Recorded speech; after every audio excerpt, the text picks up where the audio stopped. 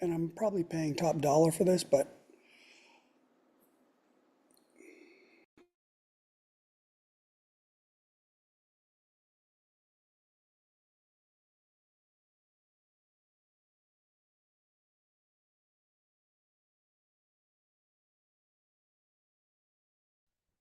Hey Mozo, my friend, what's up? hello, hello, hello. How are you? Yeah, I'm doing good, man.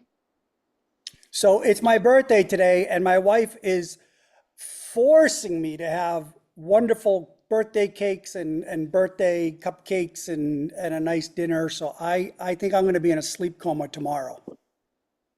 Oh man, first of all, I'm like giving you tons of blessings on your birthday, and Thank you. always keep smiling and keep spreading love in the community and to the people Yes. you love and care. God bless you, my friend. Thank you. And like I see my friend Greg on here and stuff, and these guys, they've become my real estate buddies, and I love working with everybody. Oh yeah, yeah, and yeah, you have to like bring cakes for your family as well. Please don't. Yes. Yeah. But then they're gonna eat more than me. Yeah, yeah, yeah. Everything you earn is your only for your family, not for you. So I'm sorry I was late. I was actually just getting another deal under contract, so that's why I was a little late on hopping on.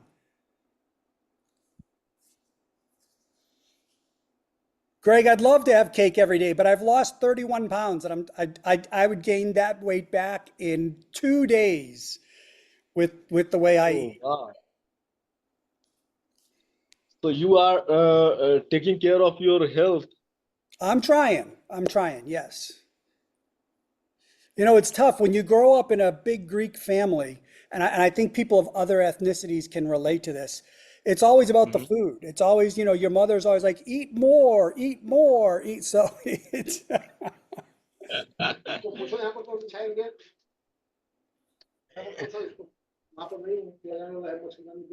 Yeah, how old are you? old am I? How old are you? I'm in my 50s. In your 50s? Yes.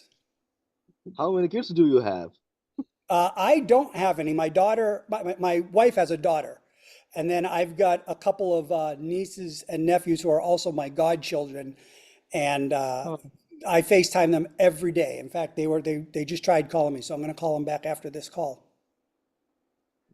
that's beautiful, friend. Oh, I love those kids to death. And the great thing about it is that when you're tired of dealing with them, you just give them back to the parents. This is also a creative way of managing children. Yes, instead of creative financing, it's creative children. Yeah, I love that.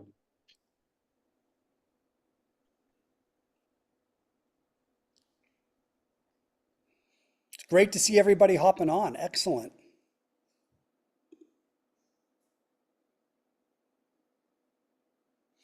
Yeah, Greg, biking 20 to 30 miles a day. I used to, but I can't now that I have neck issues. But I wouldn't want to be on a bike on the road with the way people are texting and driving for all the money in the world.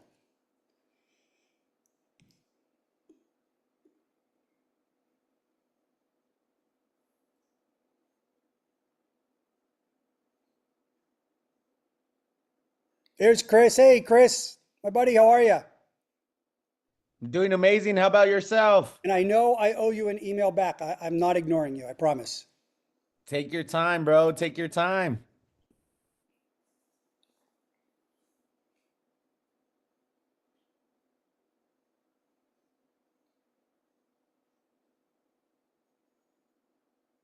So, Greg, I know your picture. Is that Miami? I'm thinking maybe. But whenever I look quickly, it always reminds me of Nice. I used to spend a lot of time in Nice and Monaco on business. And it reminds me of the Avenue des Anglais in Nice. Beautiful, beautiful strip.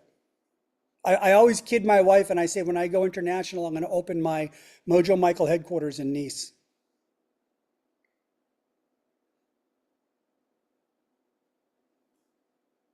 Where's Nice at? Nice is the south east of France. It's right on the coast. It's gorgeous. It's beautiful, and it's probably a 45-minute bus ride along the coast into Monaco, and then Italy. So it's on the coast between with Monaco and Italy. I could see the resemblance now. I'm looking at it right now. Yeah, right. Doesn't it kind of look similar? Yeah. Yeah, it does. It's beautiful. Oh, it's the food is amazing. It used to actually be part of Italy. So when you and even though they've got their own food type, even when you have like the Italian food there, it's like you've never had food that good in your life. Putting it on the bucket list now. We're making travel plans. We are, yes. We're talking about when I open my international headquarters, it's going to be in Nice, France, Oh, awesome. the I Riviera. hope, In fact, I took my I wife hope I there get for an our invite. honeymoon. It was great. Oh, amazing. Well, welcome everybody. I know we're waiting on Chai. He should be here soon. Then we can get started. In the meantime, and I'm sorry, I apologize. I'm driving right now, guys. I hit a little bit of traffic coming back from the gym, so I'm keeping my nice photo up there instead of my sweaty hair. But let's go ahead and in the meantime, let's network in the chat. So one thing to put in consideration is this is a time to connect with everybody that's here because there's a lot of like-minded people. Amy, you just muted out.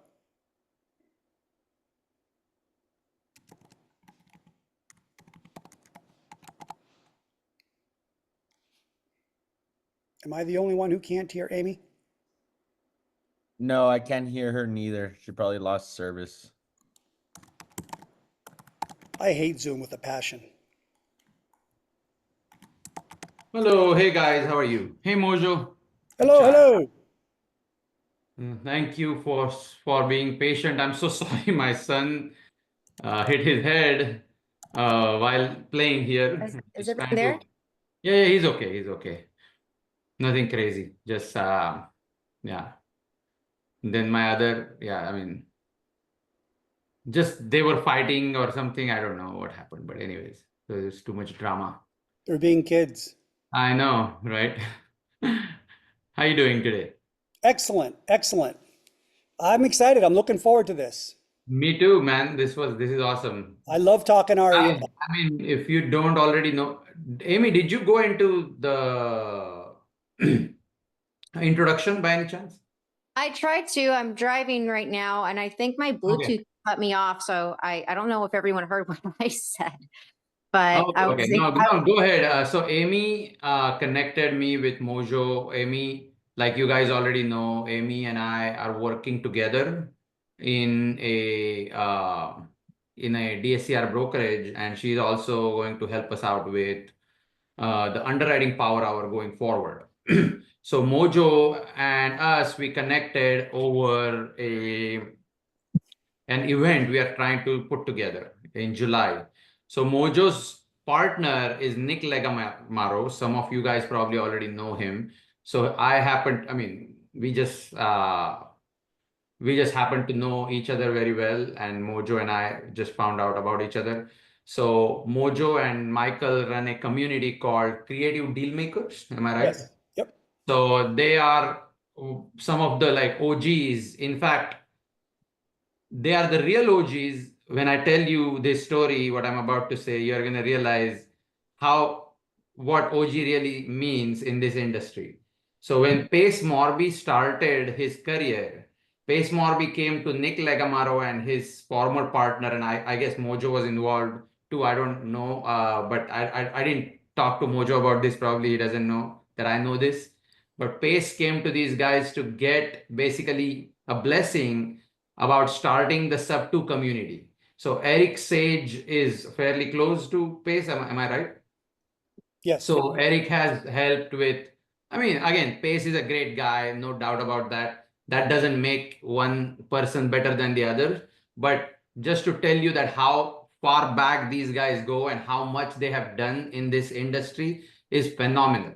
So lot of what they do is obviously, I mean, Mojo is a negotiation expert, and we are going to talk about that a lot.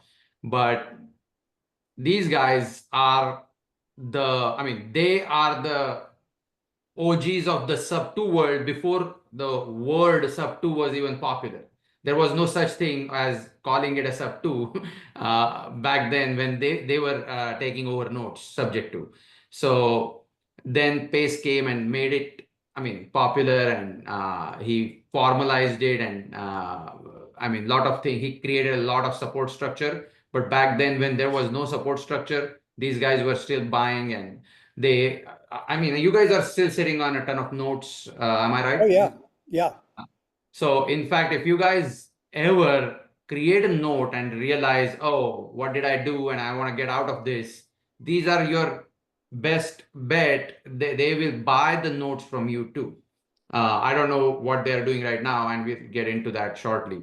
But that's how Nick and I connected a few years ago. He purchased, so I had a mobile home in like the country area under contract with my wholesaling team. And I haven't told you this, Mojo, but Nick and I were talking, and he was telling me about this business while we were like negotiating this deal, completely unrelated events. But that mobile home, we had a showing with potential buyers and trying to wholesale it. We would have made probably 10 grand selling that mobile home. Okay. But after hearing what Nick does, I ended up putting that on. I bought it, put it on the market to find an owner finance buyer, found the buyer, in fact, found multiple buyers, then sold the note to Nick uh, at a slightly discounted price. Even after giving him the discount on my note, I ended up making 95 grand on that deal. So these guys took me from 10 grand to 95 grand. So I'm forever grateful for these guys, amazing human beings. So without further ado, I want to introduce you guys to Mojo Michael. He's based out of Dallas, and he has a phenomenal community called Creative Deal Makers. Check them out. They are, I mean, they talk about some of the most creative things. In fact, so convoluted, you would want to sit down and listen to those calls multiple times. So, Mojo, if you Yes. let's get into it. Amy, if you don't mind, I'll lead. If you have any questions, feel free to interject. And if you have your camera on, I would spotlight you. But right now, I know you're driving, so I don't want you to be unsafe. No, I just want to comment. Amy was commenting that her hair isn't the best. I'm hurt. I spent so much time trying to get my hair ready just right for today's seminar that I feel like, Amy, you could have stepped up and put at least as much effort as I did. I know, right? Come I on, need Amy. to step in my game. But no, that's awesome. So, but yeah, Amy, whenever you turn on your camera, let me know. I'm happy to spotlight you. But until then, we'll get into it. Let's see what, I mean, Mojo has in Mojo has for us today. So Mojo, before we get into any questions and answers, do you want to take maybe 5 minutes, tell people your story, where you come from, how you got into real estate, and what you currently do? Absolutely, guys. I just want to say right off the bat, the reason the way I get the name Mojo, I did not come up with it. It is not egotistical. My last name is so difficult, nobody could ever remember how to pronounce it or read it or phonetically. So I've taught a lot of classes over the years, and people would always say to me, "Hey, Michael, can you help me work your mojo and make this deal happen?" So they kind of started calling me that, and then I ran with it because I was like, people are going to remember that rather than Michael, what's his last name? So that's how it came about. I Oh, believe me, personally, I feel you. yeah, oh yeah, I would think definitely. So guys, I've been doing this full time now, almost 10 years. I've taught literally thousands in my in-person classes throughout Texas. I love doing that. And my wife actually got me in this. I got 25 years in the corporate world and sales and marketing before this. And she is a certified ARV appraiser. She's been doing this 22, 23 years. She works nationwide. And so I was getting to a point where I was like, I'm done with the corporate world crapola. And, it was interesting. It's like my final year in corporate. I remember this. I had a budget of like $3 million and I came in under budget and I actually got in trouble with the accounting department because they said, you came in 300,000 under budget. That screws us up. You should have spent it all. And I was like, what is wrong with this world? So, Yeah. and so here I am now. Guys, one thing that is really, really important to me about this, a couple of things. We're here to have fun. We're here to make money. I don't work for free. I don't expect you to work for free. So when I hear people say, I don't need to make money on this deal, I just want to help someone, guys, respectfully, that does not pay my mortgage. That does not pay my car payment. So it's okay to admit we want to make money doing this. That's not a bad thing to say. And then the third thing I would say, which is really big, and Amy has heard me say this a million times at my classes, the moral and ethical responsibility we have, to me, is, obviously we have a legal responsibility, but guys, we got to be morally and ethically even higher than that. We got to do this right. Our reputation is everything. No, I love it. And I couldn't agree more. You just have to try and elevate yourself as a human being. And you feel like you've grown up and you've seen it all, you learned it all. But every day, the perspective that you build dealing with people, and that's my favorite part about being an entrepreneur, and especially in real estate, because we meet so many people, and it's like every new person I meet teaches me so much. And I feel like whatever I'm giving as part of these calls, or I know what you're doing as part of your community, this is nothing compared to what we get from you guys. This is phenomenal. That's my passion project. Like every day, Yeah. that's what I want to do. And let me just add one thing that you're absolutely right. In fact, there are guys here on this call that Monday through Friday I do live. I'll actually call deals and try and close them live, and people can listen in. And we've been doing that. And there are several people here on this call that have been in on my calls, and they will attest to the fact that every single time I hang up that phone, because we do it on speakerphone so they can listen, every single time, even on the ones where I close the deal, the first thing I ask the group is, how did I do? Because they may have a different perspective. They may have picked up on something I didn't. The day we think we know it all and we can't learn from someone else is the day you're done, in my mind. Oh, love it. And there is no such thing as, yes, there is IQ and there are certain like measures of intelligence. But in fact, one of the coolest things, one of my very first mentors in life ever told me is, this is a auto manufacturer, one of the largest auto manufacturers in India, where I interned during my engineering. And this, like my first boss, I was standing. This is like traditional Toyota style offices. Like you stand here and you can see the entire shop. So I was standing there looking at this and I was like, oh my God, this is phenomenal. Like, how can I I can't even begin to add any value until after like learning something 10 years with you guys. And he's like, no, don't think of yourself as anything like less than us. We've been here 50 years, but remember one thing, the people who live in the slum don't smell the slum. People who are passing by are the ones who smell, and they are the ones who can actually add value because they are the ones who see the problems every day. So just because you are new in real estate, just because you just started, doesn't mean you don't see problems. In fact, you see problems, just like Michael said, like he went to HR department. They are just used to all the bosses using up their millions of dollars every year, and he came in short, and they are making him look like a lunatic. Like, what's wrong with you guys? Like,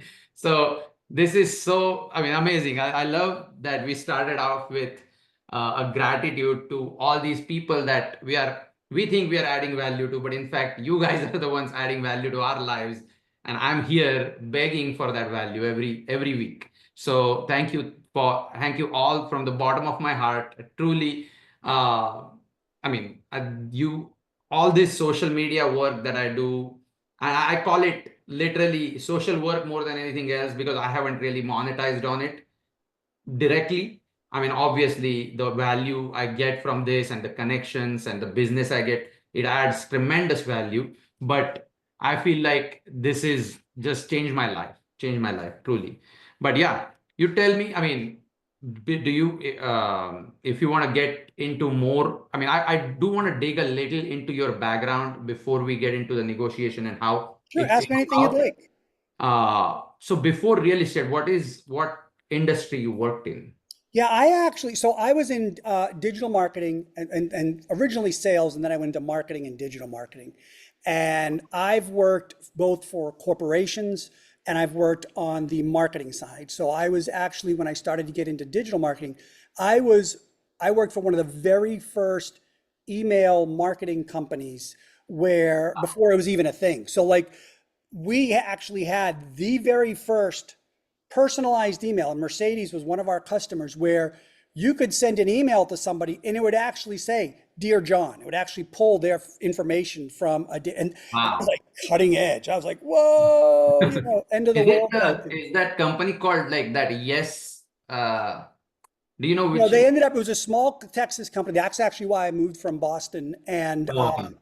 about 20 years ago. And then they ended up getting bought up. But in terms of Oh, industries, I found that my expertise has allowed me to be, I've worked in animal health, I've worked in the legal profession, I've worked across different industries, which I always think is exciting because it always gives me a different perspective on how business runs, on how to do things, and how to just become better at what I do.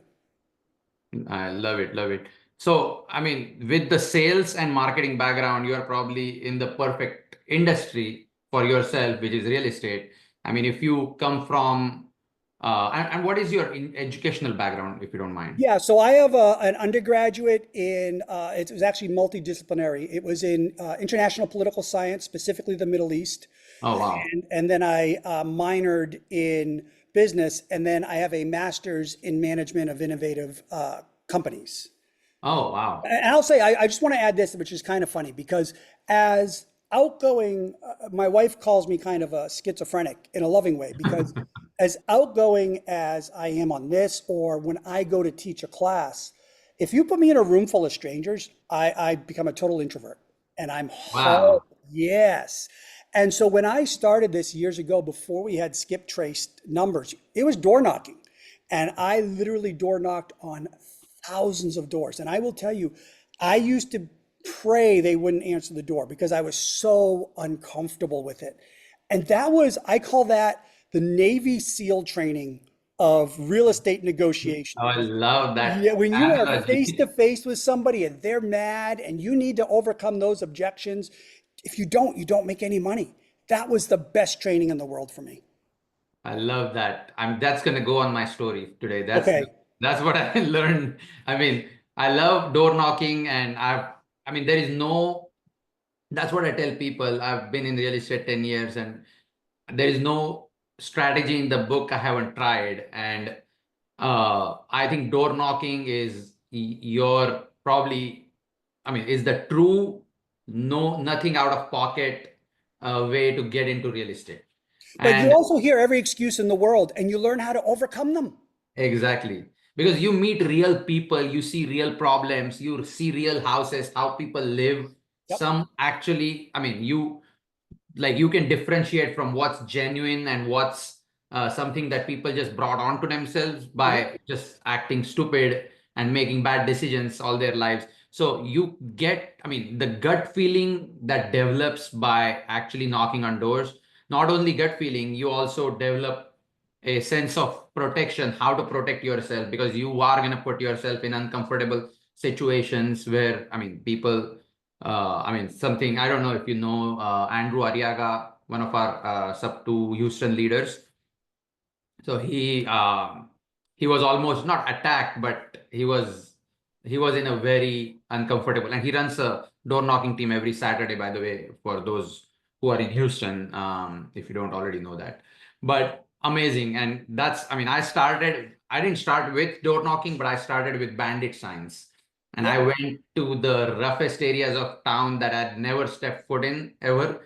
And the rough, I mean, I come from India, I've seen rough, but this rough versus that rough is completely different. We don't have guns in India. This is completely different. So you Welcome to develop that. Texas. Yeah, I know, right? So no, but that's gonna Yeah, the definitely going Texas on my conversation isn't do you have a gun? It's is my gun bigger than your gun? exactly. You know, I actually have a funny bandit sign. I have to tell this story, and I'm going to admit to this. This was years ago. I had somebody when I was door knocking, and what they would do is they would actually follow me, and they would, as soon as I had left a note or whatever, they would go and they'd take it off the door, or they would take it. And so I got really annoyed with this because I felt like saying, okay, you know, obviously we're all hitting the same list, but just go do your own thing. I don't do that to others. So what I ended up doing is I saw them. I reversed it on them once. I went after them. I took their note and their phone number. And then there was a house where they actually had one of the city ordinance signs that says you cannot solicit, you cannot, which is actually, you know what I mean? And let's just say theoretically, I may have, I'm not saying I did, taken their letter and stuck it on that door. Yeah, love it. No, that's that's the ninja Needless to tactic say, you they guys they need they to know. stopped taking down my stuff after that. Yeah, Theoretically. yeah. No, I see Amy laughing. She's like, "Oh, he's got a little yeah. bad boy streak." I mean, sometimes there is a saying, I don't know if it's the same saying across, but everything's fair in love and war. And business Exactly. is sometimes war. I mean, you just got to deal with it the way you, I mean, people mess with you, you got to retaliate. I mean, Exactly. I was just talking to my kids in the car, like, never start a fight. But if somebody did, I mean, I'm not going to be mad at you if you just stand for yourself. hmm That's all. Well, I also think it's that inner Bostonian in me where if somebody, and I don't want to go too far down this path, but I'm a very big believer of being fair and respectful. But if somebody pushes you, you push back harder. Yeah. And that's just, and Have I to think even in the, make so a here's point. I'm going to give a perfect example. There was a seller, in fact, it ended this week. We actually had our lawyer involved in it, and we got a legitimate contract on a house. She had said X, Y, and Z about it. To make a long story short, come to find out she had signed 4 other contracts. Oh my God. The son got involved. The son tried to threaten me. The son tried to tell me, well, I'm just going to terminate. And I was the only one, because he had terminated the other 3. They all used like off of Google or Chat AI, PNS, versus just a real legit track. So when he realized he couldn't just terminate my contract, we negotiated a fee to release our contract. And where I'm going with that is that, guys, there have been times I've released my contract and my MOC to be nice. They've been nice to me, whatever. But when they come with you with an attitude and try and make things more difficult, it's okay to stand your ground. And it's okay to make sure you get treated fairly. Oh man, that is fantastic. I'm just trying to record this real quick to post in my story along with the Navy SEAL training analogy because that's how it all I started. already got the Navy SEAL hair job. Yeah. So let's jump into, and there is Amy. So let's jump into more of a conversation that everybody's here to listen to.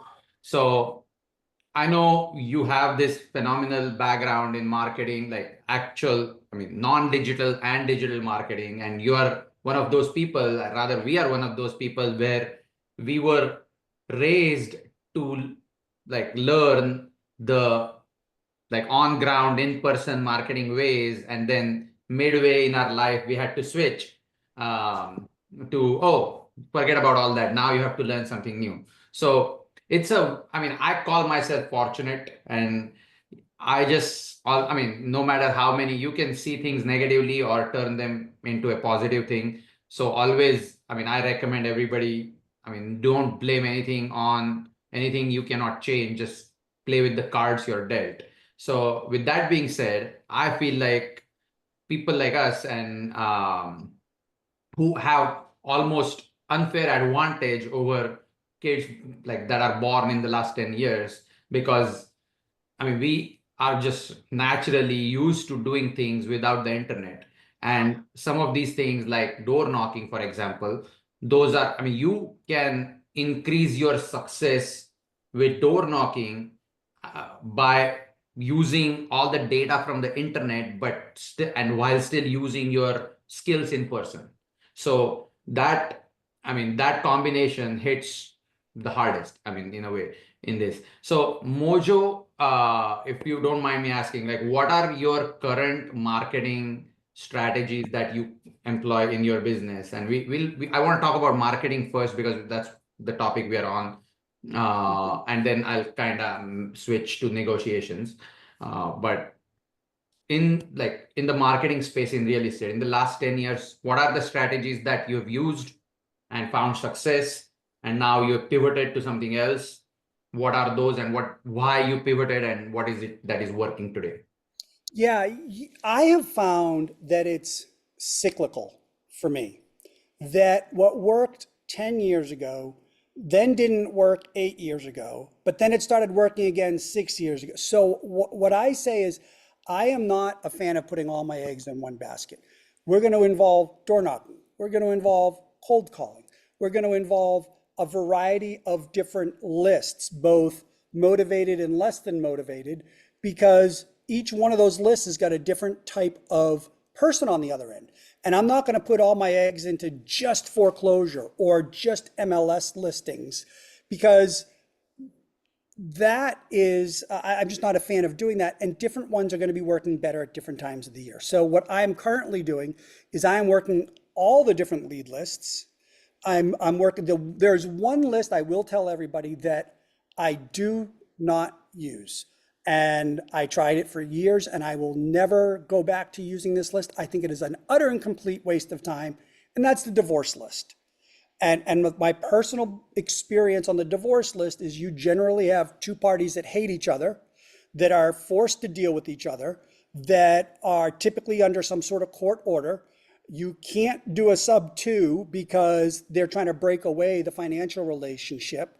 And there's usually one party that genuinely would rather see the house never sell than sell. So I'm just of the belief, and I'm sharing this with you guys, I just feel that that's a waste of time. If I get a lead, even if it's an on-listing MLS list, and I know that there's a divorce involved, I'm not going to really spend my time on that. Yeah. Does that help answer your question? So are you talking to, are you Yeah, asking did me? that answer your, in terms of the different? Yeah, Yeah. definitely. I'm just asking questions in terms of like generic, I mean, for the masses, what they can focus Yeah. on today. And you're going to approach each lead list and each lead source, you're going to approach it different. You cannot use your same approach on a foreclosure list as you would driving for dollars, Oh yeah. or as you would probate. So you need to, and we'll talk more about this in negotiation and the psychological aspects of it. You need to really genuinely understand what your lead source is to make sure that you approach it the right way. Because guys, if you're a one-trick pony in terms of exit strategy or in terms of how you approach your leads, your success funnel is extremely small. Okay. So what I actually heard from when you said something about divorce list, and correct me if I'm wrong, is divorce list probably has the least, like, slowest velocity for your money. Like, velocity of money is probably the most important thing, especially when you're trying to get rich. Okay, you don't get rich slow. I mean, that's the hard fact.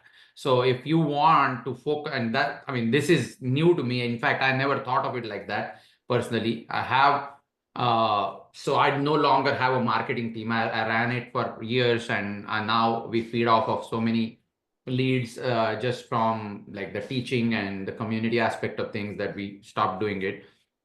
But so, do you currently have your wholesaling team in place, and do you wholesale properties, or you're acquiring those for yourself? I do both. I wholesale. I will do creative buying. I'll do fix and flips. I will tell you that right now I'm not a fan of fix and flips. The market is just, and I have not been the last several years. So I shifted more to, if I wasn't buying and holding, I was wholesaling. I will, and here's the challenge with wholesaling. I think most people have no clue how to wholesale correctly. And real estate investing is a domino effect. What I mean by that is, guys, if you're going to wholesale, you can make a lot of money wholesaling. I've done numerous six-figure wholesale deals. So that is not that uncommon. The issue is, though, if you don't know how to get a real ARV, if you don't know how to really estimate what the true rehab is, if you don't know how to negotiate that contract in a way that leaves room on the bone for you to make a wholesale fee, and on top of that, have a buyer have profit, then you're just wasting your time. Sort of like with the divorce list. You're spinning your wheels, you're wasting time, and you're not going to make money off of it. So make sure that you've got people that you can borrow money from. You can do a buy and hold. You can do a creative financing. It's more than just the leads. It's having that toolkit of how you can execute on those leads, or having the people that can help you execute on those leads is going to be probably more important than the actual lead source. Oh, yeah. So the lead generation aspect, and you kind of hit the nail on the head earlier when you mentioned the door knocking. And I think door knocking, even, according to me, if I were to tell anybody starting new and has energy and, have no shame or like any, I don't know what to say, but a lot of people have a lot of objections why they don't want to go on the street. Either they've worked in white collar for too long, and or they're just too scared to go talk to people, And whatever that it was is. me. Yeah. I would pray. So here's my response. Here's my tough love response to those people. Get over it. Yeah. If you want to Yeah. be successful, Correct. get over it. I did. So I'm not here trying to belittle people. I prayed they didn't answer the door. And you know Yeah. what? I didn't make $1 my first year of door knocking. I didn't make $1.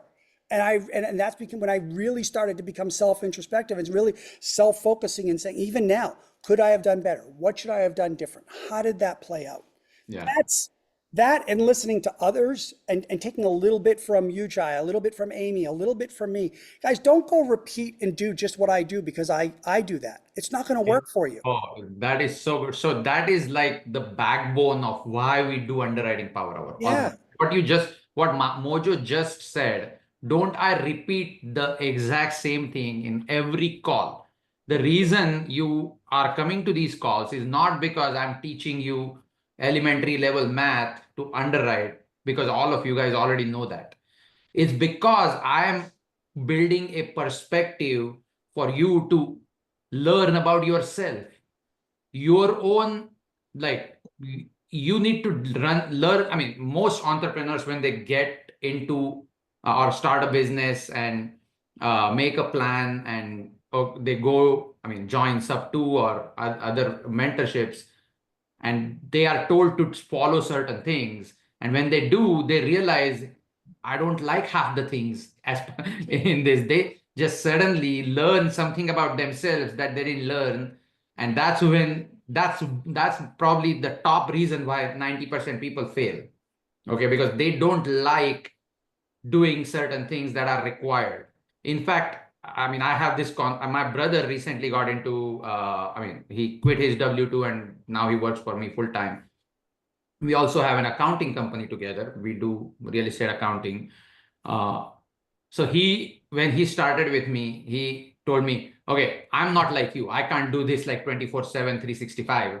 I'm like, okay, we'll talk about that. If you want to be an entrepreneur, you cannot complain about not working, or cannot complain about working hard for the next 5 years.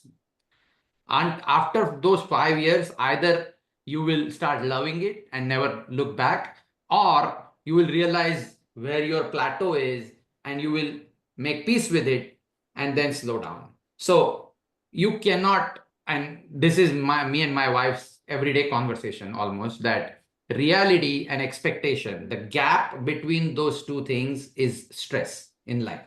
Okay. If your reality is here and your expectations are here, either you have to lower the expectations or change the reality, nothing else. So I love that. And what Mojo said, like, don't follow his footsteps exactly as it is, because maybe you're not going to like that, and there is no one way to the top. Okay, I mean, there are 1,000 ways to success. I mean, there are billionaires in the tech industry, there are billionaires I know that manufacture like small like nuts and bolts, but they are still billionaires because they are the largest contract manufacturers.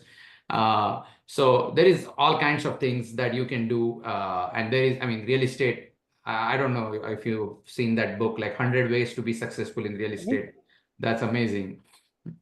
But let's switch gears a little bit. I mean, we talked about marketing, and we'll maybe touch on that in a minute here. So, in order to be successful as a good, I mean, in order to give your marketing strategy a fair or what do you say?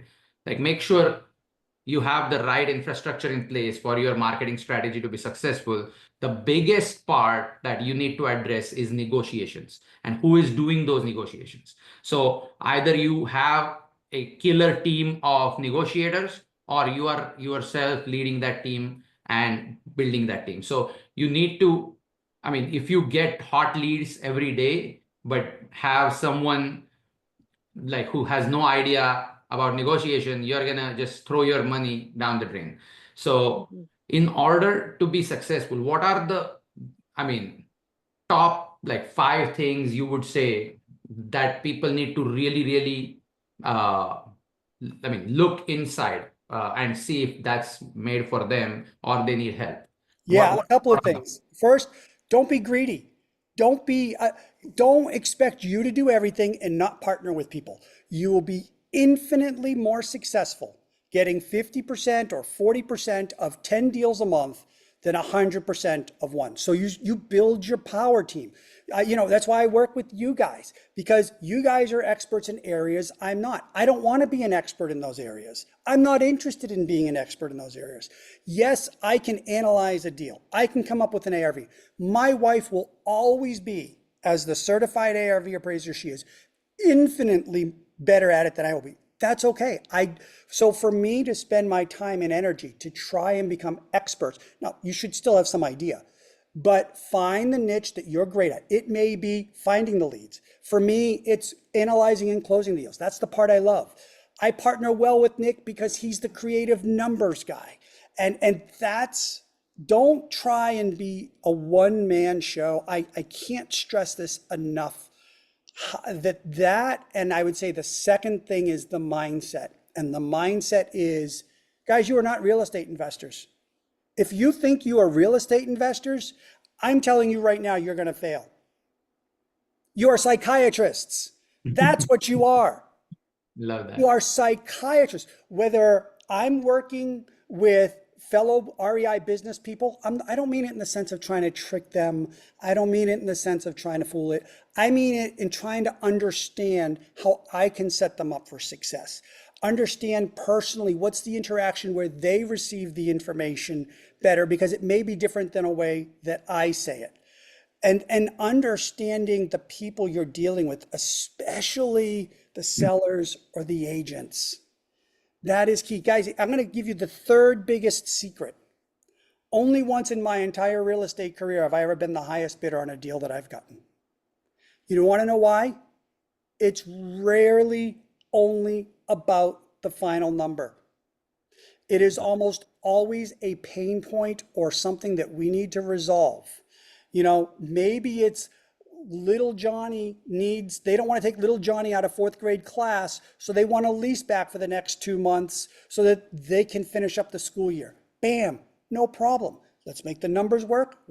You're now going to get that deal over somebody who says, no, we need to close in 3 weeks, but I'll give you the number. So If I'm giving you the most money, I need that house tomorrow. yes, yes. Yeah, and so it's those, I think, are 3 very big. And you actually, I already learned something on this call. You said something in the beginning of the call, and I think we have the same premise, but I hadn't thought of it the way you said it. So I've already learned something. And you talked about in the last 10 years and the people and versus where we're kind of old school and how we deal and talk to people. And I would now say that old people like me are at an advantage, and people of your generation, Chai, are at an advantage because we're not used to talking to people via text. We would pick up the phone and call. I We love would that. talk to So them true. face to face. And I see this generation of people, and I'm not saying anything negative, who can't function unless they're like this. Yeah. Okay, guys, that you need to get over that. You need to get over that. Because even Amy and I, we had talked on the phone, we had talked by email, but I don't feel like I clicked with Amy until we started doing classes together in Austin, until I went to her event. We talked, we were face to face. That brings you to a whole nother level of your relationship Oh, yeah. than texts. I mean, the modulation in your voice, the fear, the excitement, the happiness, the The sincerity. content, like feel, like you can hear it. You can't see that on the text message, no matter how many emojis you use. Okay. I mean, it's true. That's what I get. Like sometimes you get answers in emojis that you try to interpret, but it's Yeah, I was not. like, what does that big yellow thumbs up mean? Does I that know. mean you actually understand and agree? Yeah. So, I mean, in as part of negotiations and what I mean, touched on as, I mean, you're a psychiatrist, so it's so true that when you are in front of a seller negotiating a property or a situation, you are negotiating a situation. You're not even negotiating the property value or the deal. So some like people, when you approach them, they are looking for, I mean, people that that you guys like. I mean, when you, I mean, not besides real estate, we all meet people that are selling something, right? Like you go to Walmart, you meet like people setting up stalls, like giving you tasters, So when you like go see these people, of course you are attracted to people that look presentable, good looking, maybe smiling, happy people. But when you go start talking to these people, the one thing that sets a successful salesperson apart from the other one is emotional intelligence. And that's exactly And what emotional means. honesty. Exactly. So when he says psychiatrist, that's what you need to be. You need to understand the entire situation, okay, and use it in your benefit as well. I mean, don't just try to add value to their lives. Always put your mask first before helping others. This is the one thing that I mean, last night I had decided that I'm going to talk about this in this call because it's going to be very related to the negotiations. I mean, nothing wrong with these influencers talking about like inspirational stuff on the internet. All these influencers and high energy folks want you to get up in the early in the morning. Pace gets up at 3 a.m. I never can do that, but get up at 3 a.m., like finish your emails, go to the gym, then do something nice. I mean, they want you to do so much for the society to be a good person. The one thing people forget about is helping themselves. Okay. Yes. And as part of this whole emotional intelligence, when you go assess the situation, you almost don't have to offer highest price on these deals. If you are emotionally intelligent and you connect well with the person and make them comfortable, build a rapport, that is going to go a long way. That's going to put more money in your pocket. Okay. So you don't have to bid higher. And even if I came along after Mojo and try to bid him out, most sellers are going to stay with Mojo because he just did such a phenomenal job of connecting and solving all the problems that are possibly, I mean, that are there in the situation. I cannot begin to learn about those because the seller has already decided in their mind they are not even going to open up to me, talk about those problems. So I mean, so true. I love the part Guy, about let me add two things real quick because you asked for five and I gave you three. Let me add yes, four please. and five real quick as well. Number four is, and I say emotional honesty. I'll tell you what I mean by that. And then number five is no scripts. So emotional honesty in my mind, and I say this, I actually have a big slide that I present, and all it says is be true to you. And what I mean by that is if I try and talk to a seller the way Amy does or the way you do, they're going to see through me as being false and fake, and it's going to fall flat. My biggest asset with these sellers is that I am very direct and honest with them, not rude, but and I can't tell you the number of times I hear this, and it amazes me to this day that this is one of my biggest assets. They always say, I feel comfortable with you because I can tell you're not BSing with me, and you're the only person that's been straight with me through this entire process. It's no games, it's no charades. So that emotional honesty and intelligence you were talking about, I think aligns with my be true to you, which ties into the fifth point of no scripts. Guys, when I go into these calls, people will say, Michael, I got this lead, help me negotiate it, close it, we'll make money together. Sure. They're like, well, what are you going to say? I say, I have no idea. What do you mean you have no idea? Because the person on the other end of that call, that seller or that agent, in the first 5 seconds, I already know how that entire call is going to go. I already know. Because I'm going to go into it open. I'm going to give you an example. If I say to them, oh, hey, yeah, it's Michael. Geez, boys, I'll tell you, it's clouding up here in Dallas, how the weather, and they start immediately talking to me about the weather, bingo. This person is somebody who wants to talk and build an emotional relationship. I'm going to talk to them about the freaking weeds that are growing in my yard right now for the next 5 minutes just to build rapport. But if they say to me, yeah, fine, okay, then I know they just want the numbers. They just want to get to the details. Maybe they're upset about the situation or whatever. That is going to affect how and where this conversation goes. And I'm going to try and ask open-ended questions. I'll say, yeah, so tell me a little bit about what you're trying to do. And they're always going to say, well, what do you mean? I'll say, okay, well, I see the house is in foreclosure. What's an ideal outcome for you? How can we make this a winning situation for you? If they turn around and they say, I just want to sell the house and I want a new start, bingo, I've now got the green light to start talking about buying their house. But if they say, you know what, I don't want to sell this house, it's the first house we ever bought, whatever, I'm going to go through all the steps, and that emotional pendulum, okay, that emotional pendulum of where are they right now in the process and where do I need to get them to help them, they're going to help drive how I move that emotional pendulum. Oh man, that is so good. I mean, this is going to help me in some of the deals I'm actually working on right now. I mean, I do some of these things unknowingly, but now that you put that in my head as a backbone of something I actually do, now I can consciously bring it out. So that's what you learn from people like Mojo, okay? Because the experience versus something you are really, you may be the most intelligent guy and you may be the most genuine guy out there, but what differentiates you without experience and someone with experience is they have been there, done that, and they have identified those exact skill sets that are necessary to bring out in the right situation. Okay, you may have to process it, but they have already put it on the shelf to just grab it when needed. So this is phenomenal. And I think there was one thing you mentioned, the last no scripts. Oh, sorry, you touched on that.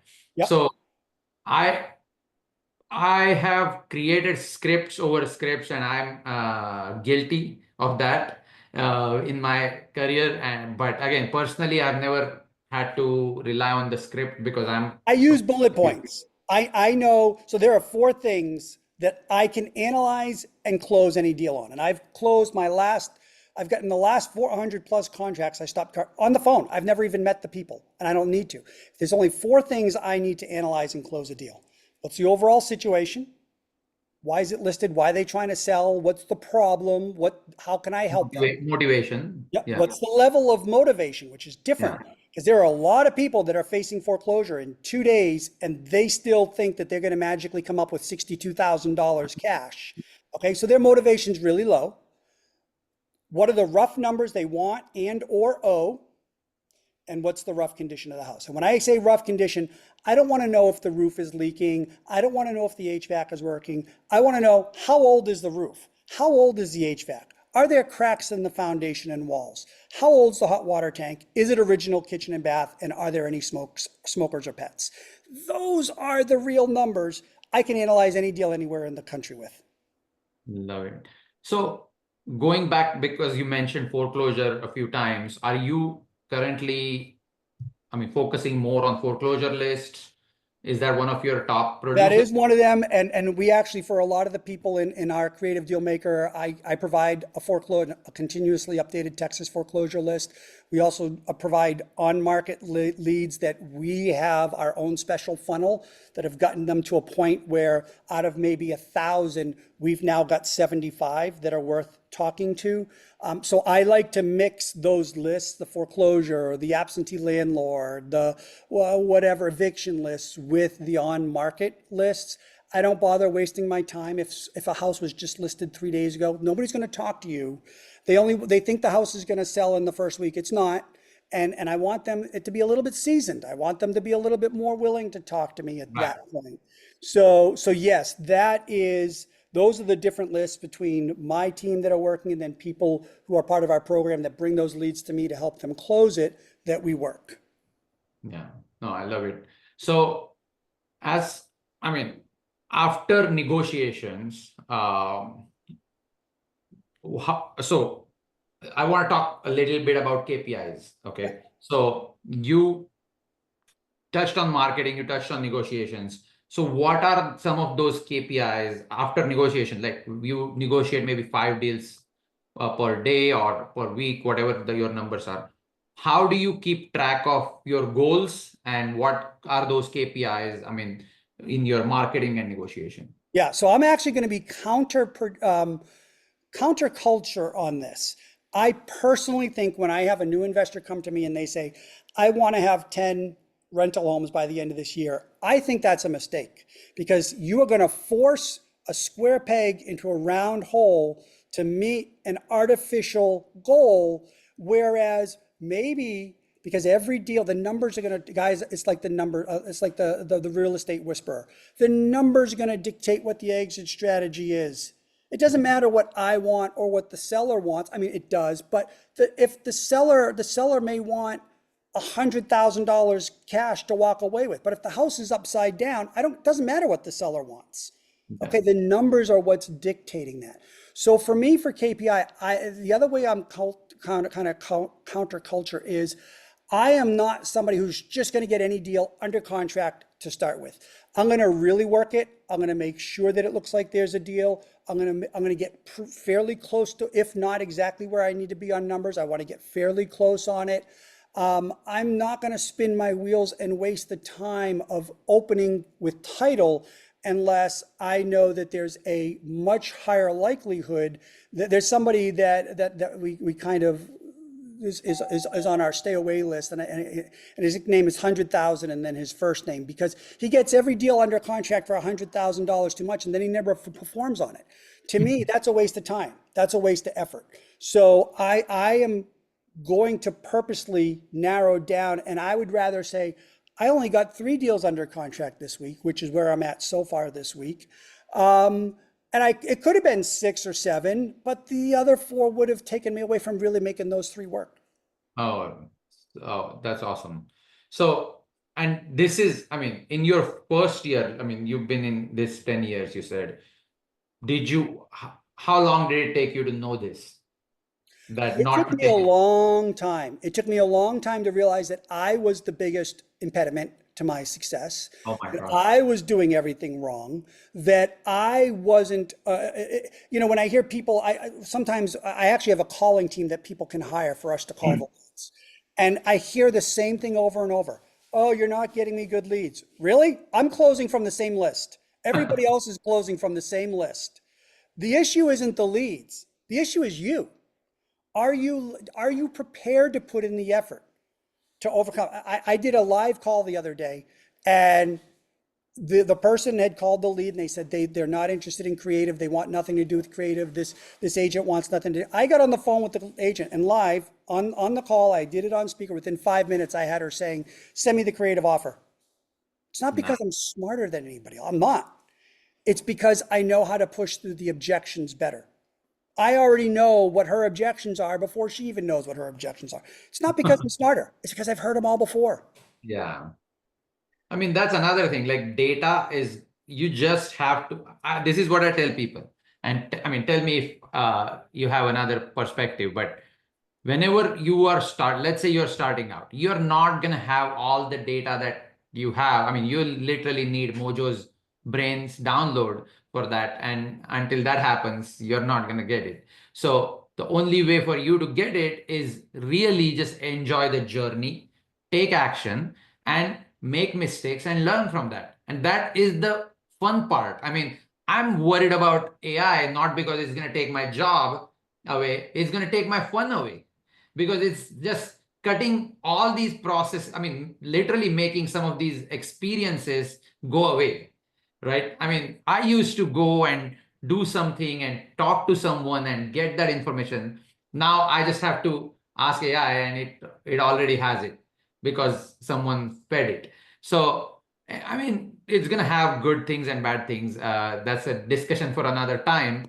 However, what my perspective is when I tell people is, you need to go through that process yourself, build that, and try to enjoy the journey. Mistakes is part of the journey, and mistakes are lot more fun than the successes. Like people are so like stressed out. Oh, when is my wire going to hit? I mean, I ask people, what are you going to do after that? Like when that wire hits, it's over. Actually, wire hitting my bank account is the sad part of my journey. I'm Again, going to we all disagree with need you there. money. I'm disagreeing with you there. Yeah. No, I'm not saying, I mean, just in the I know what you mean. philosophical way. Yeah. Like, obviously, I'm in this to do, but that one deal is not going to make you rich. That's my point. So, uh, like enjoying that part is probably the most important thing. And But here's the I mistake hear that you. most people make, because you're exactly right. Guys, I got my first deal. I got my first couple of deals and I got greedy. I stopped partnering. I stopped focusing on the basics that had gotten me those deals. I got 0 deals after that. And I said, well, holy crap, what am I doing wrong? And I reassessed and I realized I had drifted from what I was doing that had gotten me those deals because Yeah. I started taking the shortcuts. I started getting cocky. Yeah. And that is the surest way to fall flat. So one thing I remind everybody every day that like I somehow get stressed out from doing the same things every day is because they had the wrong expectations for the wrong, I mean, for the reality they have. Yes. So there is no shortcut to success, even in real estate. I mean, I'm sure you will hear, I mean, I meet so many people and I've known some of these people for years, and some people that are successful are doing the same damn thing year over year. And they are successful because they have given in to this boring life that makes them successful. And the other people, they are super excited about something new, flashy. They just hit it like big, made like a 50 grand, 100 grand assignment. But now what? They just never focused on that boring part of their business, which is process, which you have to follow day in, day out without thinking twice, and just believe in the long-term success of those, I mean, long-term results of that process. And what So, you said is genius. What you said is genius, and I'll tell you why. Because anybody who I have students, and people say to me, "Well, how quickly can I get my first deal?" I said, "Well, look, I've gotten people deals in their first 2 weeks. It's probably not going to happen that way. That's rare. But the thing is, if you hit success and you don't know why and how you hit that success, how are you going to repeat it?" yeah, exactly. Oh, you are muted, I think, Mojo. Yes, because my wife Oh, did a food delivery, and I didn't want okay, never her to mind. Yeah. interrupt with you. No, but just keep your process boring. Don't worry. I mean, there was a podcast that just stuck with me. I used to, like, when I first started, I used to listen to Bigger Pockets all the time. There was this one guy that came, and I mean, the title of the podcast, I'm sure you can find it, Boring Way to Success. Like make your life boring. Don't think too much into it. I mean, I'm going to this event today. I'm going to definitely find one deal and I'm going to buy 10 deals this month. Like if you make plans without having the data, remember, like every time you go to an event, you are collecting so much data, event after event, day after day, month after month. So once you have enough data, now after 10 years of my rental data, I can comfortably tell you and show you that my maintenance never exceeds 10% of gross collection. But every year I thought to myself, oh, I don't need to set money aside for maintenance. But I do. Because the way I conduct my business, based on that data has generated, and I have gotten better, but I have also like given up on certain dreams that I had that were unrealistic. Okay, so great, I mean, great point you touched on. And I mean, KPIs is not something you can just create based on what Mojo is telling you or Amy is telling you and just follow them blindly. Your KPIs is going to happen after your renaissance happens, right? So I mean, this is one thing I was, do you know Munif by any chance? Mhm. Munif Saza?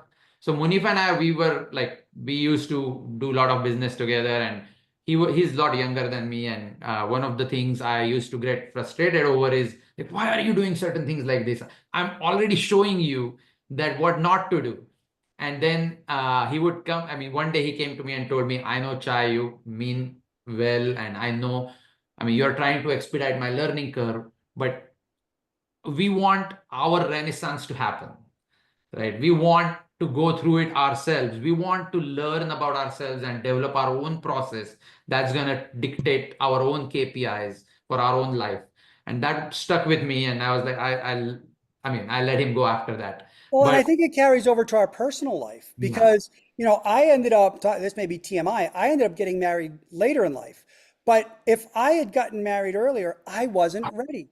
I yeah. didn't have that personal journey that we need in real estate investing and we need in our business life to get us to that point of success and setting us up for success. And that's okay. We just need to realize how we keep bettering ourselves. Yeah, no, very true. But I love, I mean, this marketing through KPI journey is phenomenal.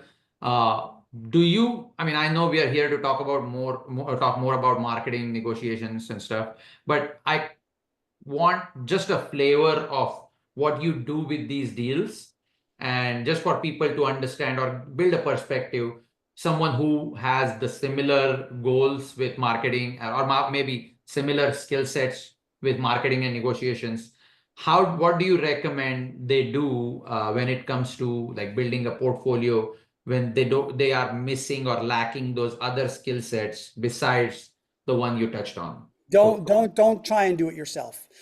So like, for instance, even with me, people will come and they'll say to me, hey, I want to partner with you, but I want to build up my buy and hold portfolio. Okay, cool. We'll negotiate where you pay me a flat fee or whatever it is at time of closing, and then you own it.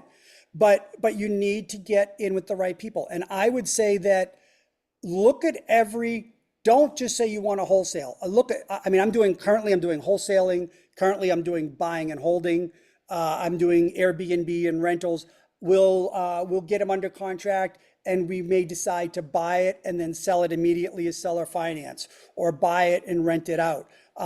There's one where we got it the numbers we wanted and we ran the creative finance numbers on it and we would probably have, I think it was a $262,000 profit over the course of the life of the creative finance. That's the one I got under contract yesterday.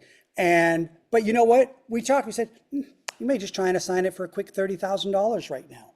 Yeah. So you need to, and this is why I got to be honest, KPIs make me nervous. And I'll tell you why KPIs make me nervous. Because if I had a KPI of I needed to make 20 calls this week and get 2 contracts, well, I would have stopped after 2 contracts. I hit my KPI. Well, I'm at 3 and I'm about to negotiate a 4th after this. So I don't, because I know how I operate. I know that the biggest mistake in my life was going into the corporate world and expected to sit at a desk between 9 to 5.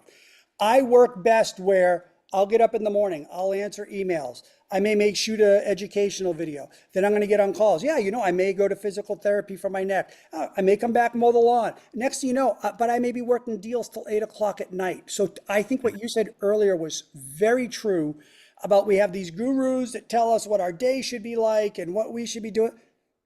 Guys, do what works for you. Figure it out, but do what works for you. Yeah, and try different things. I mean, there is Yeah. nothing, just because Mojo thinks KPIs are bad doesn't mean they're bad for you. Maybe they work for you. Maybe that's how you drive yourself. I mean, you grew up like that. Yep. And it goes way back to like all your life experiences, how your mothers raised you, how your friends were. Did you grow up in a toxic environment, or was it very happy? I mean, this one gentleman I met at on a hike in Utah the other day, that randomly asked me a question that never ever anybody anybody ever asked me, like, how your life has been. Was it happy? I was like, oh my God, like, and nobody ever asked me that question. That literally made me look deeper into myself. Like, was I happy?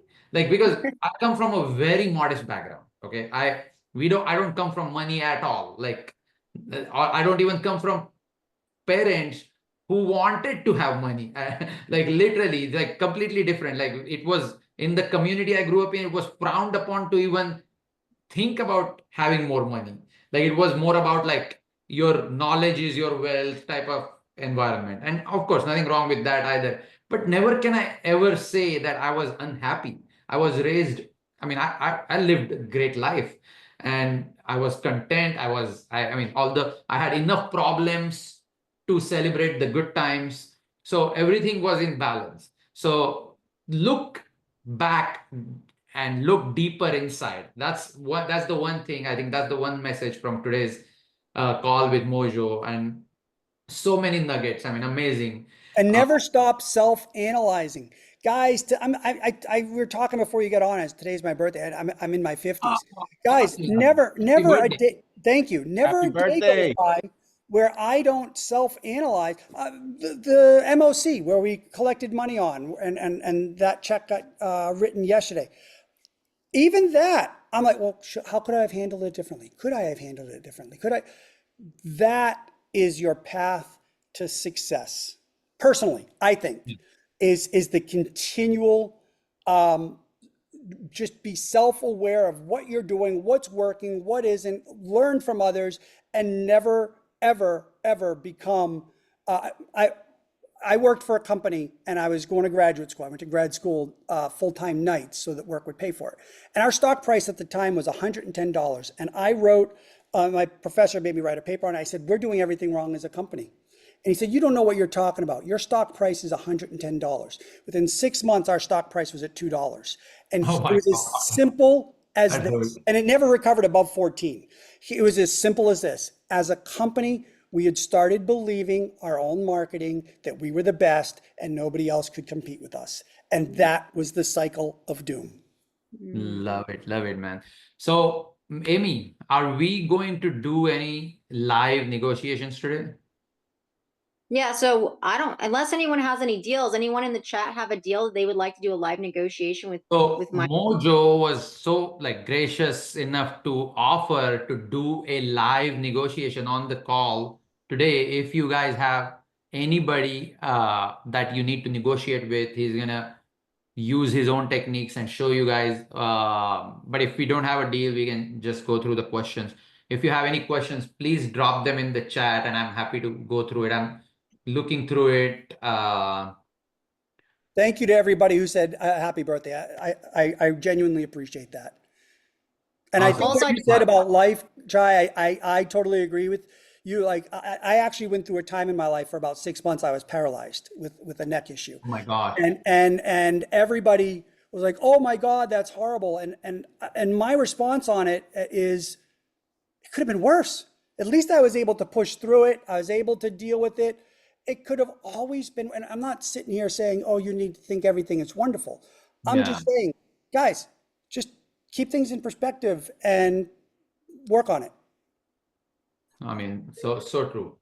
And something I want to add too, with some of the tips that Michael dropped, guys, you do not need to be a wholesaler or a door knocker to use these tips. You can, a lot of these things can be used in different sections of real estate, like building rapport. That's in almost any section of real estate, either if you're a TC, if you're in lending. I mean, Chai, you could probably vouch for that too, right? I Oh, mean, anytime I talk to a 100. That's what I borrower, said. Like I have like 3 lending deals. I can use the exact same advice, like cut and paste. right. Like, so Yeah, true. I've had borrowers that they'll have other lenders solicit to them and they'll say, "Hey, do you know about this? Can you find it for me?" Because they like working with me, right? And so remember that a lot of these things, just because he's applying it to wholesaling or door knocking, doesn't mean you can't apply it to what you're doing in real estate, and try to think of other ways you can be building rapport with, you know, your leads or your clients in whatever you're choosing to do.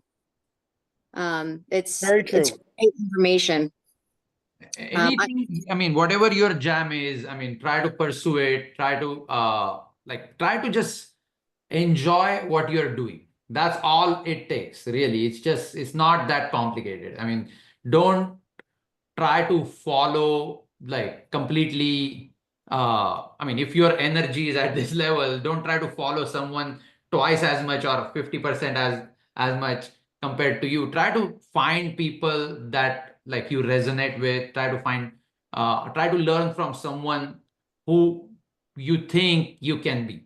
Okay, don't try to learn from the best. Like I'm not trying to like compete with Elon Musk or I mean that even Elon Musk is so far out there, but I'm just saying for analogy here that just try to find, I mean, don't stress yourself out. If you're not enjoying what you're doing, you're not, I mean, gonna last in it And for. I want to add something to that. I can't, it was some CEO, I can't remember who it was, and he said, you know, I hire people that I would want to have a beer at a bar with. And I thought, well, that's the worst advice I've ever heard in my life.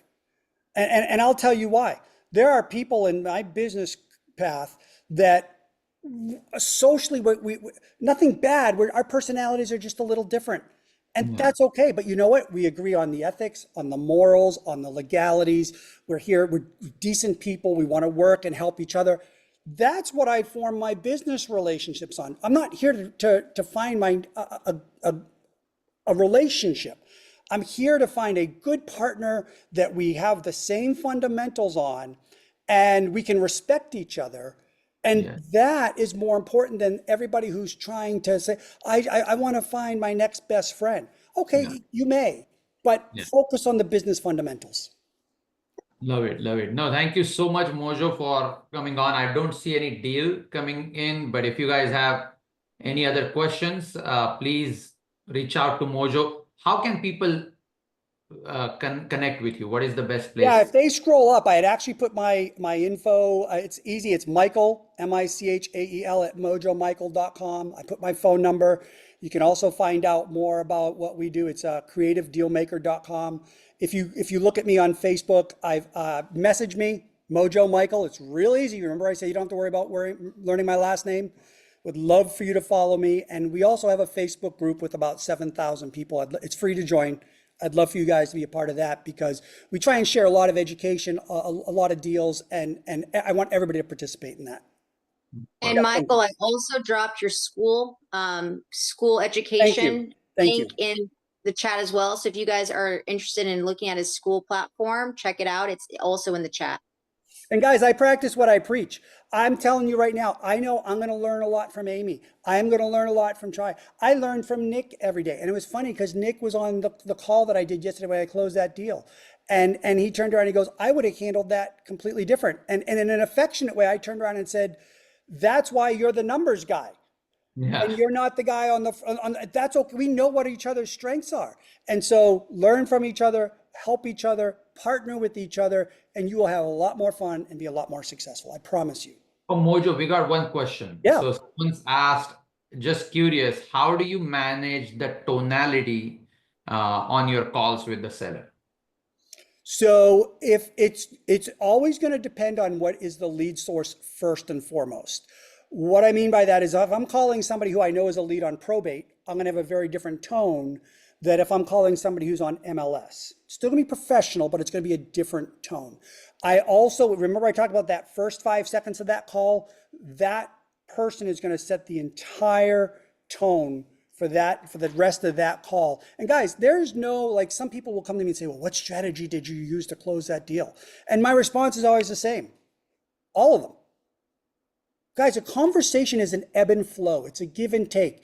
There may be times where we're laughing. There may be times where they're angry. There may be times where I'm being a little bit, trying to be more persuasive. There may be times where I'm like, I've literally said to people, don't take my deal. I know it's not the best deal. Don't take it. And you know what? They, for some reason, they end up signing with me. But they know I mean it sincerely. So just be yourself. Okay, we do have a deal actually. Someone just posted a deal they want you to call. Sure. You want to? Okay, Well, let me awesome. find the details out first. Tell me a little bit more about, have you talked to them? Have you not? So Is it possible to unmute that person so we can find out a little? yes. So he is so this guy, his name is Shashwat. He is actually in India, and I don't know how he found out about our calls, but he has plugged into American real estate because there were a few seminars in India to raise money for American real estate. That's how he connected. So he's currently working for for one of the sub two members teams as a person who does agent outreach. So Shashwat, are you available to explain what this lead is? Yes, sure. And thank you so much for giving me this opportunity. I had an earlier conversation with Mojo just before you came in. So Okay. this case, this lead I have shared, I really don't have any idea. Like I'm doing this right or wrong. But this is the lead I got from the group. They have this lead, and I called the agent earlier, like almost 10 or 12 days back. What he said me, this is the real the seller is a military person, and he has to move to Japan, out of country, and this is the only deal they have. And I contacted the first time with the agent, and he said the entire thing. And he also mentioned that the agent is only waiting for the deal to sold as quick as possible so they could move out of the country. And yeah, this is the case. And later on I transferred the same lead to the another person who is more expert than me. I thought like they are more intelligent than me, they could close that one. That guy called in front of me, and at that time the same agent said like, hey, there is no such case of moving to Japan. I don't know why he said that. But if my only intention is here to just get some knowledge, like how you talk to them. And Okay, so what I'm gonna do is I'm gonna plug it into. I'm gonna take a look at the lead and Yeah, see. Chai, what I was told is I already have it called up. How about can I share my screen a minute? Yeah, Because please, please. Yeah. this is what I'm thinking. I'd like to Sure, sure, sure. show him and everybody else before I even call a deal or a lead, how I kind of do my 5 minute Oh, desktop yeah, analysis. love it. Yeah, go ahead. Okay, so let me see if I can You should share. be able to share it. Yeah, okay, good. So can everybody see this? Yes. Okay, so here's the first thing I do. First thing I do is I click on this, and you notice that it was showing land. Okay, it's a relative new build. Right. Then what I'm going to do, and here's what that is already telling me, guys. When I'm looking here and I see a lot of vacant land, and Chai, I'd love to get your opinion and see how you're approaching this. I'm Yeah. thinking it's not going to appreciate very quickly because there's a lot of vacant land and new builds that it's going to be up Around against. it. Yeah. Okay. The other thing is then I'm going to zoom out. I'm going to see, well, where is it? Okay. So Burleson is certainly a good city, but guys, and I've come across leads where it's a town, if there's no McDonald's, no Walmart, or no Sonic in that town, I won't even waste my time. Because if there's not a McDonald's, that means there's no interest in that town. Okay. Yeah. So then what I'm going to do is I'm going to say, okay, well, it's all dirt now. So there on that picture, it looks like this was taken in 2025. See down below 2025. So let's take a look and see now what I can find. I'm going to look at Zillow and I'm going to look at realtor.com. Now, guys, this number of a Zillow estimate or anything is a completely worthless number. It is not based in reality at all. But what I'm going to do is I am going to come and look at the photo. I think that's the sales price they've listed at. Yes, right. But what I'm saying, when it says what Estimate, Zillow is yeah. worth or something, okay. This looks like it's AI to me. This looks or extremely heavily altered. With that, Yeah. it's more real. Okay, this is very low quality build. Very low quality build. Not bad, but just Like basic builder grade. yeah, bare basic. And I mean, it's nice. It's certainly move-in ready.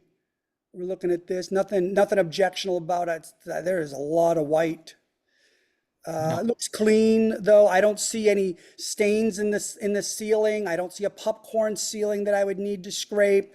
The carpets look clean. So this is absolutely nothing wrong with this. Looks like they like Halloween by the Yeah. okay, so there's nothing unusual. Okay, 0 lot line, guys. See that?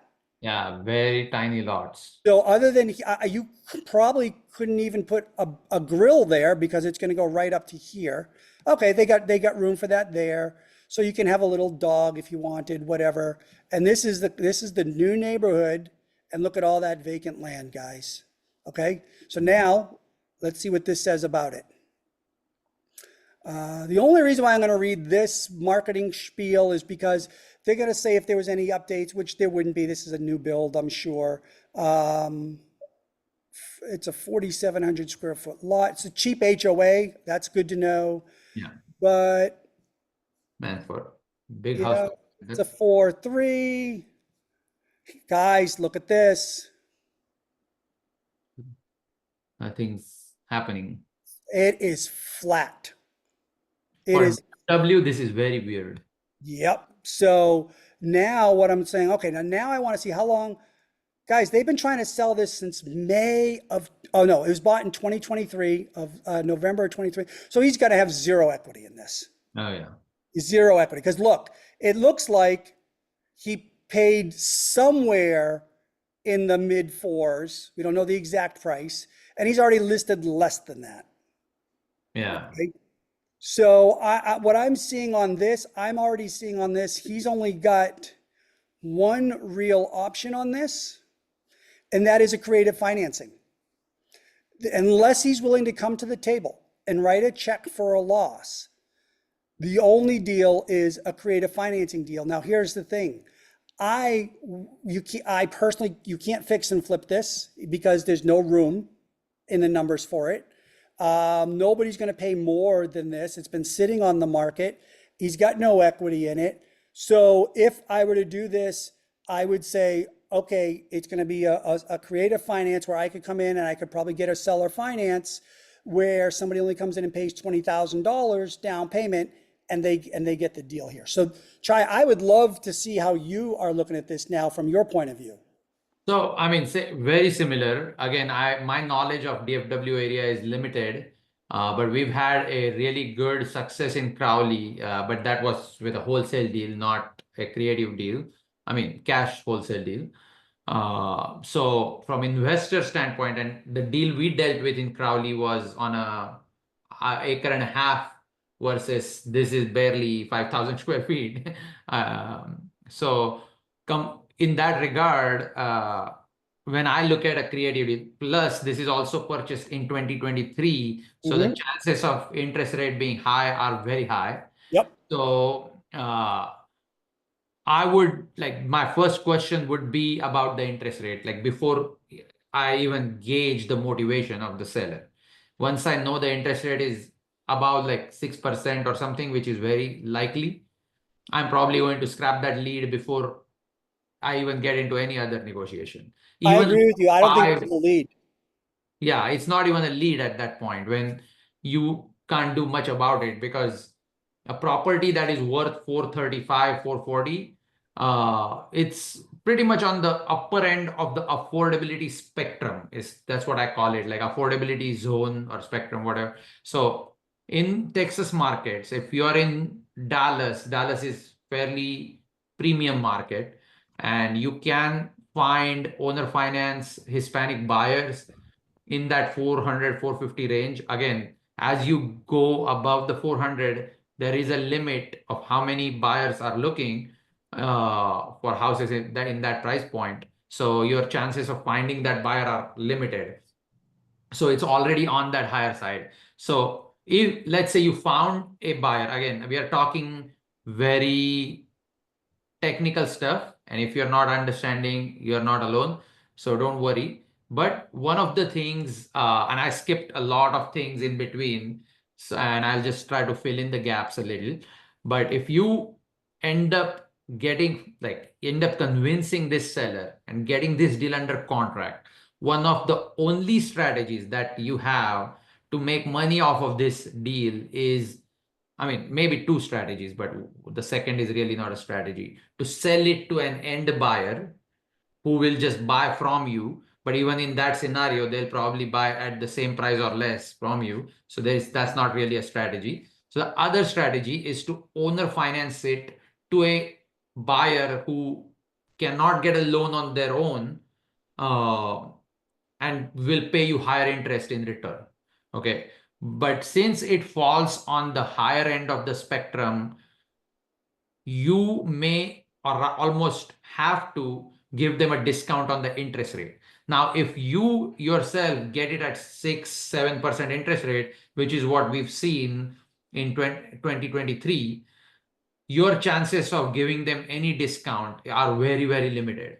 So as an investor, it just doesn't even pencil on paper from the And strategic standpoint. And I would go one step further because the military was mentioned. It's very possible this is a VA loan, so Yes, it's possible he has better rates. better So rate. for Yeah, me, the biggest concern would be how completely flat and actually almost a little bit down that appreciation has been. So that yeah. even if we overcome all these hurdles, which you appropriately described, get it at a decent rate, find a seller finance buyer, get them to agree to it.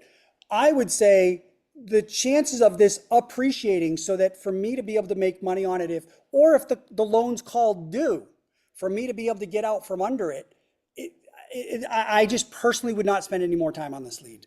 So someone just looked up and it shows 4% VA loan, which is a very good news, because one is it's 4%, second is a VA loan.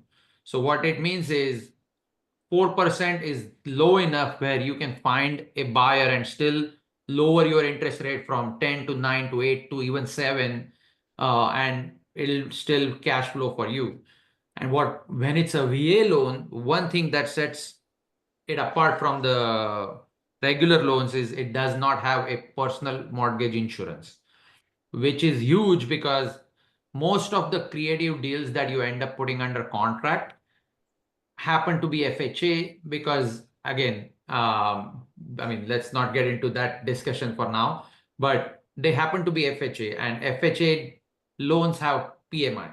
So even if your interest rate is 4%, and you cannot pass on the PMI to an end buyer because they are going to pay what they're going to pay, that's already set. So your effective interest rate actually jumps by half to almost 1 point in that scenario. So in this case, this is very good news. So there is still some chance to,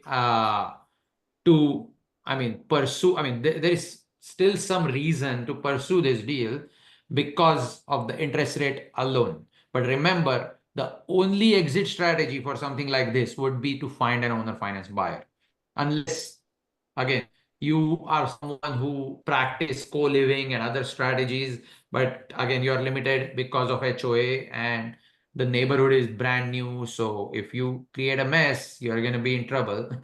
So be careful with properties like this if you're new in real estate. Yeah, and I would say I agree with everything you say. And I personally just wouldn't spend any more time on this lead. I don't see this lead being worth the time and effort. I think you're better off spent on trying to find another lead Yes. that will actually make you money. Yeah. So to summarize, Shashwat, like for you as a caller who is working in a team, what I would tell you is it's probably worth pursuing for experience for yourself, because the seller has to work with you. They don't have any other option. So it is a qualified lead in the sense that the seller doesn't have many options but to work with you. So it is a qualified lead for you to pursue. What will happen after you get it under contract is unknown, and there are limited choices or limited scenarios that may play out. So I would just go and try it and see if you can get it under contract. That'll be a great experience. That'll give you a lot of data about yourself. I mean, whether you are qualified to do a job like this, what you need to improve, maybe. And again, we understand you're in India, you don't have an experience living in America. Your accent is still pretty raw, so a lot of those things will come in your way, and you will learn what you will need to overcome. So Well, great I job. think that's a great suggestion. I would have here, and I'm going to go one step further. Not only would I call the agent if I were you, record your call. Yes. Record your So call, true. play it back, listen to it, and that's a great way to practice what I talk about, listening to yourself, how you sound, how you can improve, and that will make this lead invaluable to you. Oh, yes. Oh, so true. Amazing. I mean, thank you so much for bringing the lead to us. I hope you guys got a ton of value, because I know I did from today's call and this lead, the discussion about the lead. Love all these conversations. Uh, Do we have time for one more question? yeah. Awesome. So I have a question here from Neil. He's asking, when a seller seems motivated but keeps hesitating to sign, what are the key emotional or financial triggers you listen for, and how do you strategically respond without being pushy? I'm going to ask him a great question. There's a difference between being pushy and giving them tough love. So I would say it depends on what's their situation. If they have no need to sell, then you got to be real careful. If they're facing a foreclosure, then you got to give them that tough love. But I would ask them point blank, what is it that's keeping you from signing today? What is your hesitation? Ask them. And I'm going to give you an example of where I'm going with that. When somebody says to me, I don't know how much I want for this house, I say, sure you do. You've already got a number in your head.